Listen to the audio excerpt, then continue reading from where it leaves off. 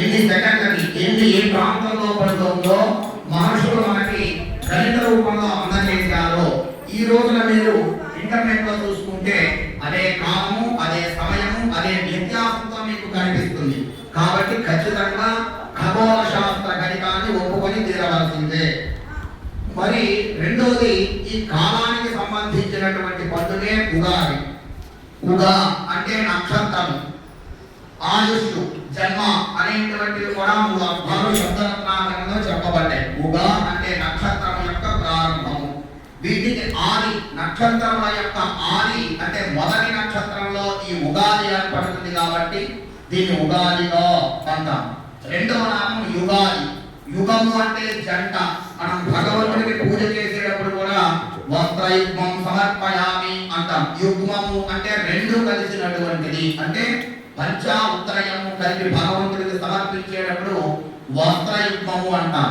అంటే ఇక్కడ యుగ్మము అంటే రెండు కాలాన్ని ముడివేసేటువంటి యుగాది. అంటే ఉత్తరాయణము, దక్షిణాయనము రెండింటికి కాలం ప్రారంభమయ్యేటువంటిది యుగాది. ఈ రకంగా మనకి శబ్దరత్నాకరము ఇత్యాది గ్రంథాల్లో మనకి చెప్పబడ్డది.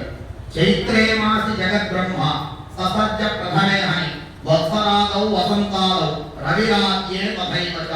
విధాత అయినటువంటి సరస్వతీదేవి భర్త అయినటువంటి బ్రహ్మగారు ఆయన సృష్టి కార్యక్రమాన్ని 60 సంవత్సరాల్లో మొదటిదైనటువంటి ప్రభవనామ సంవత్సరం, 12 మాసాల్లో మొదటిదైనటువంటి చైత్రమాసం, 6 ఋతువులలో మొదటిదైనటువంటి వసంత ఋతువు, వారాల్లో మొదటిదైనటువంటి ఆదివారం, తిథుల్లో మొదటిదైనటువంటి ప్రథమ పాడ్యమి తిథి, 27 నక్షత్రాల్లో మొదటిదైనటువంటి అశ్వని.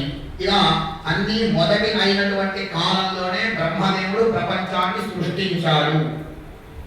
అప్తాదౌ ప్రాతరుత్థాయ మంగళ స్నానమాచరే వస్త్రైరాభరణైర్దేహం అలంకృత్య తతః శుచిః నవగ్రహాంశ్చ పంచాంగం శ్రీగణేశశ్చ భారతీం దైవజ్ఞమపి సంపూజ్యః సాన్వయస్య పురోహితః నత్వా కాలాత్మకం సూర్యం పంచాంగం గణితోత్తమం తిథిర్వారాదికం సర్వం శృణుయాత్ పంచవై. ఉగాది నాడు